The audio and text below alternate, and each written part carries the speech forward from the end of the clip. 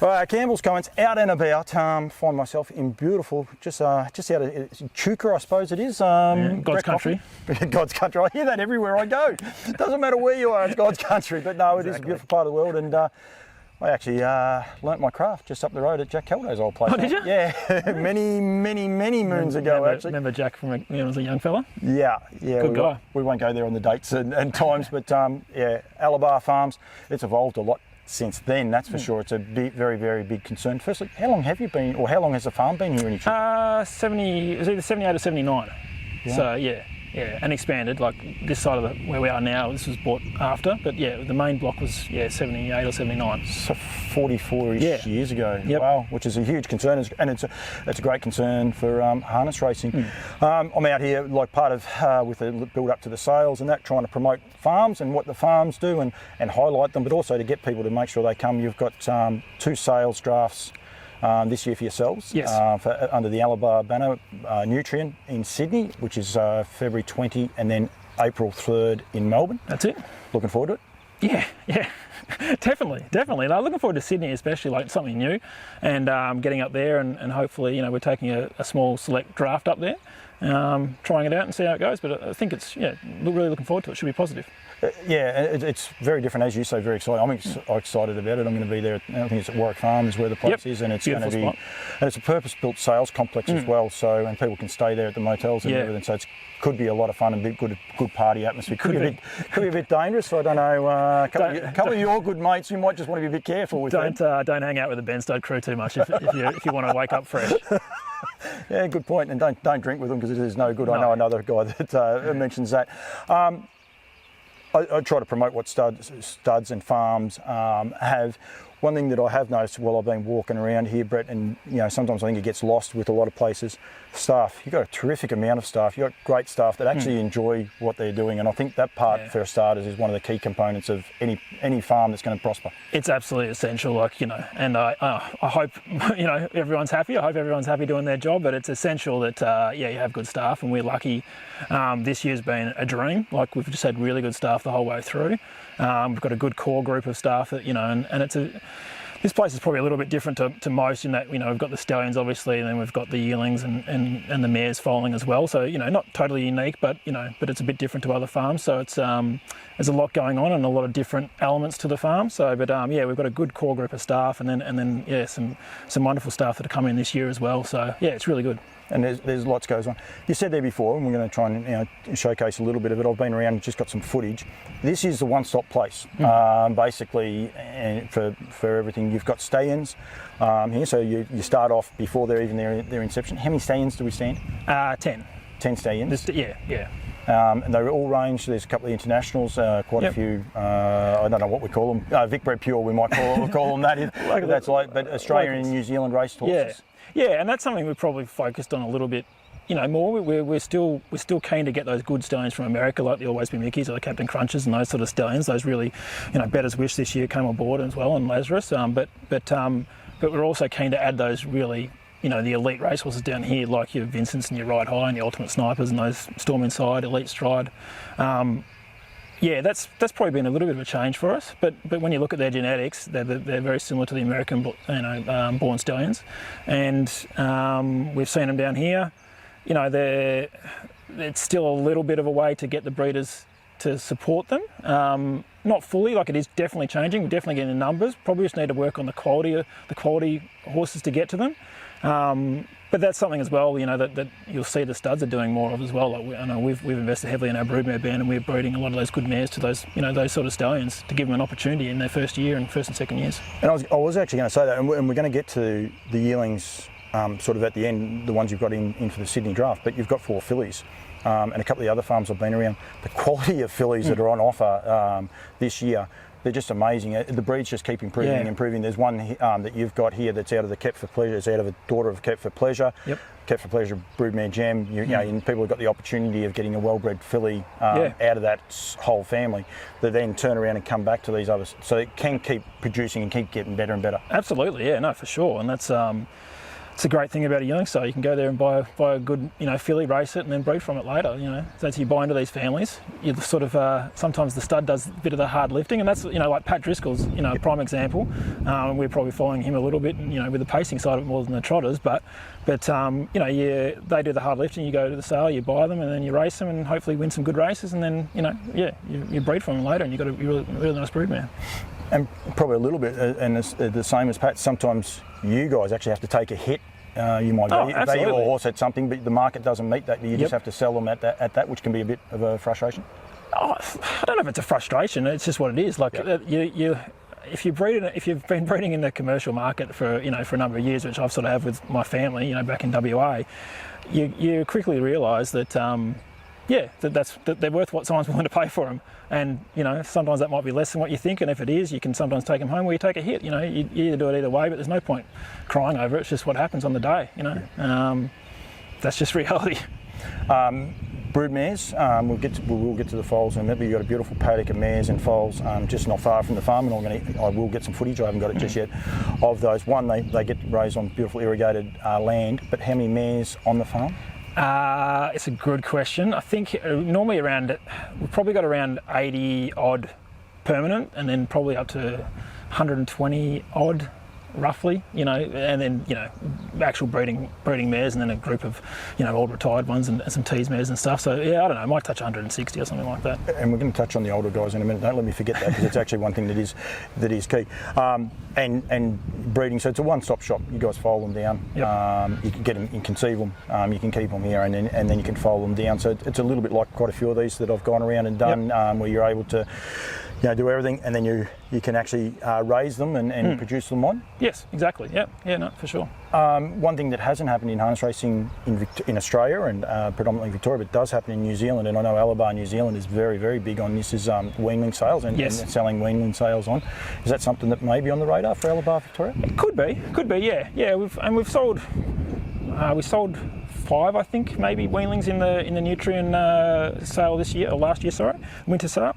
And it's probably something we'll continue to do a little bit of. Probably, I think yearling sales is probably our main focus at the moment. But there's definitely something we'll be looking at for sure, because it's definitely it's a nice little entry point for buyers, and it also gives you a bit of extra cash flow as well for breeders. So it's just a really interesting field, I find, because in New Zealand it's so accepted. I mean, Woodlands can't produce 100, and Alabar are a bit the same. I think you would have had 70, by my maths roughly, you would have had about 70 yearlings going to yearling sales. Something like that, yeah. So mathematically it's near on impossible to be able to juggle that many horses. So that's one of the reasons why you do it. And I think it's just an exciting frontier. You guys obviously raise them as yearlings, and predominantly for yearling sales, but you still raise for clients as race horses and horses as well? Yeah, for sure. Yeah, we're probably getting a little bit less of that now, but we still do it. We've increased our own broodmare band to getting up towards 40 now in Australia. We've also got Emilio and Mary Rosati's horses here, so they've probably got 30 here. So that's probably the bulk of our stuff, but we still do others for sure. And there's a couple in the sales, that are clients' horses as well. So it's definitely something we do. And it's all encompassing, and you still race horses. I mean, one thing you do enjoy doing, I do a little bit of Trots Vision one day, and I was waiting for, that was a good interview or whatever, and I got nothing, and then I looked at the social media feeds, and because you're allowed back on the racetracks, and you love racing them, you love seeing them win, you love actually just being a part of the whole industry. Yeah, no, exactly, that night that was Non-Peril that won that race, and we had her entered in the yearling sale. She unfortunately developed some bone cysts, and we had to pull her out, and it was a big... she had to have an operation, which was quite expensive, and had to have a lot of time off, and so it was quite a big, effort to get her here. And that was, Arms of an Angel's first foal from Mickey's first crop as well. So it was really special to get there that night. To be honest, we weren't even sure if she was going to race that prep or not, because she'd come a long way. It was only her second prep after breaking in, and she won. It was bloody magnificent. It was really exciting. So I still love it. You can't not love that sort of stuff. And anyone that watches that social media feed will actually know, they'll remember the photo. It was legit. The smirk on your face. Oh yeah, it was just like it was awesome. And you just treasure those moments. She went on, made a Vic Bred final, and now in the paddock, and she'll come back, better and back next year. Where is she at the minute? In the paddock still just? Yeah, in the paddock, yeah. So she went through the Vic Bred final. You know, that was just more for experience. We knew she wasn't going to win that race, but she made it through, which is great. And now in the paddock, so she'll have a break, you know, and she came a long way in a short space of time. So I'm sure she'll be better. You know, the mother got better as she got older, and so I'm sure she'll be better with some time. You'll keep her as one of your broodmare bands? Yeah. We were happy to sell her. Like, we thought she was a really nice type, and she would sell well at the sale, and it was going to be a good advertisement for Mickey in that first, you know, his first yearlings going through the ring. But she ended up developing that issue, which was a bit of a kick in the pants. But she'll be a broodmare later on down the track for sure. So one of the things I try to do is actually promote, and you know, I do a lot for Nutrien. We're on the eve of the sales for 2022 last year. Firstly, the recap. How did you find 2021? One, I know you were flat out. I know you had a big draft, but did you enjoy the experience? Yes. Yeah. It was busy, but from a Nutrien point of view, it was really good. Yeah, couldn't ask for much more at all. You know. From an Alabar draft point of view, it wasn't a lot of fun, to be honest. We had too many for us. Well, not too many, but we just had more than what we usually have. Staff was an issue a little bit, so that's one of the reasons why, you know, we were happy with Sydney come on board. We've taken 8 there, split them up. You know, we're going to be in the prep longer, but it's just you know, we can, you know, just smooth it out a little bit more in terms of starting numbers and that sort of thing. And the Sydney position being that Feb 20, it means we can get through the bulk of, you know, the stud season and then start the prep, so that makes it even easier. And with that, you've got eight horses. Looking at them, walking around, and I've had a look at them, and we won't necessarily, you know, pick out every one because we might upset someone and the likes. They, to me, look very forward. They look like real, you know, go through a thoroughbred line, early goers. Like, they look like they're a very mature bunch of horses. Is that purposely how you've picked those? Some of them for sure. Some of them, yeah, definitely. That's one of the reasons for sure. And we got 4 and 4 just because it was an easy number. I like round numbers, so. But no, definitely. That explains that part. Yeah. Like one of our fillies in there, Vincent filly, she's one of the first foals born, so she was quite a, you know, very mature sort of filly. So we decided to put her in there because by the time she got to Melbourne, I reckon she'd just be maybe over the top a bit. And there's, you know, you're right. Like there's that Nike Franco colt, he's very forward colt. So there's a few like that, for sure. You've got a good range. You said that before about the Vincent filly. I had a look at her. She's out of the Kept for Pleasure family. No, it's actually not. No, it's the other one. Yeah, it's actually one of Lauriston's families. This is the thing. You've got a lot of intrigue. You've got quite a few little crosses. If Nick Hooper's watching this, I want him to go in there and just have a look at. You've got Arts Place. You've got doubles of Arts Place, and there's one colt. You're going to tell me which one he is because I've actually forgotten. Always been Mickey out of our Santa Catalina. Yeah. And he's got Arts Place, Western Hanover, and there's one other. There's about three double ups back in the pedigree, which is really intriguing and exciting, I think. Yeah, and he's actually a nice type of horse. I really like him. He's a bit smaller, but that mare throws him small. She's a small mare. It's a small family. The Grand Dam was small as well. So he's not that big Mickey, but he's got a real good body on him and really mature body, I think. So, yeah, I don't know. Let's see if it works, eh? We'll find out. It looks good, though. The Arms of an Angel looks a lovely type. He's a colt, you'd be excited. Yeah, he's a really nice type. He's been a nice type since he was born. He's got that real art major look about him. Like you can just tell he's an art major, which is always nice. So I can be honest, I haven't seen him with the rug off. I don't have to. He's an athletic horse, and he's getting better all the time as well. And one that is going to show a lot of intrigue, and I would imagine you're probably a little bit torn about selling him, is the Sunbeach Somewhere out of Nike Franco. I do have video footage of him because it's one of the things I want to say to you about how busy it is in a sec. But getting some photos with him today. He is an eye catcher for sure. He's sort of to be honest, like you see him. You know, I don't see him as much as the staff do, but I see him, you know, all the time. You think they look good, so it's nice to hear you like him as well. So I think he's a nice colt. He's not a super flashy colt, but he's a nice, correct, strong, you know, really strong sort of body colt, and good to do anything with, and loves his work. So, you know, fingers crossed. But he should sell well. I mean, Nike Franco was. It's one of we bought Nike Franco and Maya Mackenzie at the same time. Well, when I say we, it was mainly Alan. Alan loved him, so he bought him, and she won 3 Group 1s down here. Went to America and beat their best mares up there. You know, out of a Group 1 winning mare as well. So there's probably not too many more valuable mares than her in Australia, pacing mares anyway. So yeah, hoping he sells really, really well. And back to what we were saying about the Australian New Zealand Stallions, he potentially has that going forward as well, if he's good enough on the racetrack. The thing is by some beach somewhere, and like you know, they obviously don't make many more of them. Like he's bred with frozen semen, but yeah, like he's a pretty special colt, I think. So I'm hoping other people think that as well. You got horses like Captain Treacherous, Seasides, Huntsville's even last year. They were very, very popular. They're all sons of some beach somewhere. So you know, he does have that, which is a little bit of an intrigue. Yes. The photos. We had Stuart McCormick here today taking photos, and is that one of the, I suppose, the great sides of the industry, but also being forward enough to be able to promote and keep evolving with your promotion and getting it out there for the horses. And you were doing stallion videos as well. Yeah, we got to do them as well. Yeah, like so. Yeah, look, it's something you got to do, because if you don't, you know, you get left behind a bit. But Stu takes a great photo of a yearling, and we're just getting some early ones of that Nike Franco colt to distribute to some people. But so he'll come back in, you know, a couple of weeks maybe and do the whole lot again. So yeah, it's a very, I love seeing the photos. It's a bit of a pain in the ass, to be honest. Not really for me. All I do is hold the little clicker thing that makes the neighing sound. But for the staff, it's a. Sometimes you get them first go, and sometimes you're there for what seems like hours trying to get them to stand right. I'm not taking the mickey here. Your job is actually one of the more important ones, because if you hit it at the wrong time, they just walk off, and if they're ready to go, they'll stand there, they prick the ears. It's a frustrating job, that job, isn't it? No, let's not overstate it, Paul. My job is really simple, and anyone could do it. You can bring a toddler in and do my job. I just like being here to see it get done. But yeah, no, the handlers and the people that actually work for the yearlings day in and day out, they've got the hard job, not me. They have indeed.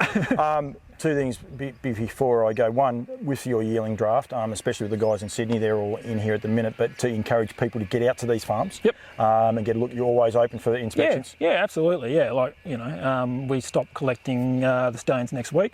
So that gets, you know, frees up a bit of time as well. But yeah, no, we're always open. Yeah, you know, probably not on a Sunday morning or something like that if you can do it, you know. But no, you give us a call and we'll arrange a time for sure. Yeah, and go from there. And I encourage people. Last year, and it was the last part I was going to get to. Yourself and Andy Gaff were out. I've seen you a couple of times inspecting yearlings, and you ended up buying one of those yearlings at the time. I think I do think it's very important that you go around and look 2 or 3 times at yearlings, because they do change. They do, yeah. And they do catch your eye from time to time. And Clayton Tonkin did a podcast just recently, and he said about it. It is important to be able to see them at a couple of stages. Yeah, look, it does help. I know it's not absolutely necessary, but sometimes as well, like I know, like using that guy as an example, the Untitled colt, like probably at the sale, when you get to the sale time, he still stood out to me, because I still saw him walking around, and I didn't 100% know who he was, and I asked who that, and it was him. But the others catch up, you know, with the sale prep. But when you saw him at the start of when they just came in, to me, he just stood out. You know, so he just clearly looked better than the rest of them, which to me, who knows if it makes any difference or not? It might make no difference at all. He might be no good, but it I don't know. It gave me confidence to know that he was, you know, good a long way out, I suppose. And even without that sale prep, he still looked really good. Yeah, I think once I saw yourself and Andy there that day, and because you mentioned, I mean, it was Rasta Trotters. I was actually there the first day you guys were there, but then I went back another time to do some promotional stuff, and you guys were there again, and that's when it sort of dawned on me. Like, I mean, I'm one of these people. Yeah, right. I'm one of these people that actually goes to. To the sales basically, and says, "Oh, I'll watch them walk around," and that's enough. And then I start looking, and you listen to people like Clayton Tonkin, Gene Feast. I think it's something that we probably need to educate a lot of the younger trainers to get around. You said yourself there before, you don't have a lot of people come here.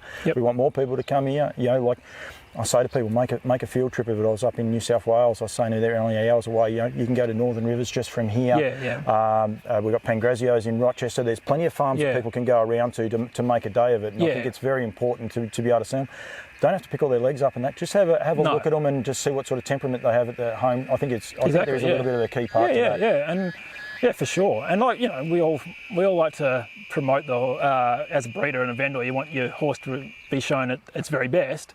But sometimes it's important to see them when they're not at their very best as well, if that makes sense. They don't look bad, but They're just, you know, they don't have all that. They're not shampooed up. They're not washed up. Their coats look a bit dusty and things like that. Exactly. But you actually get to see the true horse. Yeah. I'm going to be in trouble too because we've got Blanche Poole. We've also got Aldebaran Park, Jenny Gallagher. There's so many people in and around this area. Yeah, no, and then, you know, we're happy to have anyone over here at any stage, but we sort of probably miss out on that because we're a little bit away from that Goulburn, you know, that real Shep region, I suppose, where you got Banstud and Blanche and Jenny and, you know, whoever else. I'm going to miss some as well, but you know, that region over there's got a heap of people. So, but no, we're definitely happy to have anyone here that wants to come along and have a look at them before the sale. And we must say as well with the rest of Trotters, with some of these race series, and you guys are a sponsor of the Nutrien catalogue, and the race series is going forward as well. And that's, I think, key that a lot of these studs have got behind them and push them along. And Pat Driscoll's got the big 2-year-old series, which is $62,000, $62,500 for the 2-year-olds, but then next year it's $130,000 for the 3-year-olds. Yeah, hopefully we can win both of them. How is he going? So last year, for anyone that's not aware, you guys purchased the Umbella Lure colt, which was a sale topper for the Trotters. It was a record for a trotter sold in Australia, which was great. But firstly, hopefully you're going to turn around and say he's going terrific. But how is he going? Have we got much feedback at the minute? No, he's going good, and he's pretty reserved, I think, as most people know. But no, he did like him. He broke in really well. I suppose the two things that Andy said, which I hope are good, he's really well gated. So Andy said nothing, you know, he might see something, but he'll still keep trotting. He sees a kangaroo, he still keeps trotting, and he's willing to work with Andy and Kate and Pete. You know, that's good as well. So he wants to do the work, which is good. He just had a big break at Gisborne there at Owen Romer's, and came back. And to be honest, Andy said he filled out, but when I saw I thought it was actually a different horse. Like, he's really filled out. Like, because he was quite he's a very tall horse, and he's really thickened up. So who knows? Hopefully.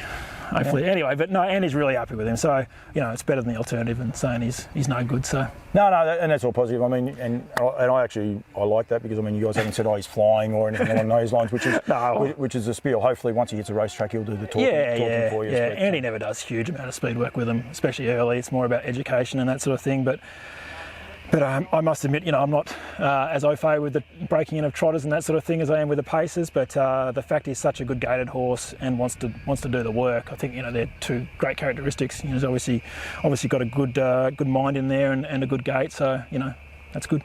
I will let you go, but with the trotting part of it, you said there before that you know more down the Pat Driscoll and a couple of the other farms, but you are getting a few more trotters. And is it something that Alabar might be trying to go that you're going? You've always had. He's a much more aligned horse, Majestic Son, who's got a huge influence in the sales catalogues as well. I mean, he's just one of those horses. Everyone sort of takes him for granted a bit, don't they? They do, yeah. Like you know, it's just is what it is. The trotting market's always smaller than the pacing market, but the job he's done is just, you know, phenomenal. Really, like he set an all age. You know, another all-age prize money record in Australia this year. His 2-year-olds won the most amount ever for a 2-year-old trotting stone. Obviously, Plymouth Chubb was a big part of that, the richest ever 2-year-old. You know, the season before he was leading 2-year-old, 3-year-old and all-age sire by prize money and winners. Like, he just does a phenomenal job. He's got Sunday Sun in New Zealand. He's the best trotter they've had for a while. So we've got him, and we've obviously got Elite Stride having his first year this year. He's been well received, which is really nice. So we've got actually quite a few trotting mares now. Whether we get any more, I don't know. We'll see. We probably need another stallion. Like the interesting thing, or the different thing, I suppose, with Alabar is we've got stallions and mares, so they go hand in hand a little bit. Yep. Like you obviously want your mares and you want to breed good horses, but you also want to give your stallions support as well. That's one part, you know, the market that we've seen, that in those first couple of years it's so hard to get good commercial breeders, or, you know, to breed to those unproven stallions because they just want proven. Yep. Which is fine, I understand it, but you've got to get those stallions an opportunity as well. So I reckon, and it's just hard. It's so hard to get a trotting stallion from North America because we don't really like. We don't have any frozen. You know, we don't like using the frozen ourselves, so we like to have them down here in the fresh, in the flesh. Fresh semen. That's just something we're doing and we've done. It's just hard to bloody buy them. It's so hard. And it's actually exciting that it has got competitive, because years gone by it wouldn't have been as competitive. I mean, people weren't as worried, but it is so exciting. There's so many good studs out there now. There's studs that only stand stallions, the frozen collection. So it's exciting. And that's, you know, I know that buying that colt's it's a lotto, you know. But that's the reason we sort of did it, because, you know, one, he was bloody, you know, we wanted to buy the best colt, who we thought was the best colt. Who knows if he will be, but and just to give him a chance, you know. And if he makes it, he makes it. If he comes down here and he does, you know, something like Elite Stride does on the racetrack or something, well, then you got a stallion, you know. So and then who knows after that. Yep. No. Mate, thank you. You and I could talk forever. It is a little bit warm. The runners are getting very, very hot, I must say. I'm glad we're both in shorts. Not that anyone can tell, because I made sure I had the camera up. But you did that. It is a warm day here in Goulburn Valley, but I appreciate it. And please, anyone that's looking at the catalogues, both on February 20th for the Sydney catalogue, if you can't get there, it will be online. Don't forget that. But make sure you get here and have a look at this draft. And I know Kath McIntosh is also taking some up as well. She's got hers in as well. So make a bit of a trip of it. But get here and have a look at them. But then also, you know, the draft for the Jenny's taken some up as well, isn't Jenny? And yeah, she is too. Yeah. So there's quite a few. So make sure you can make the effort around here. But call in and see the guys here at Alabar. Brett, absolutely. Thanks very much, mate. No worries at all. Thanks, Paul.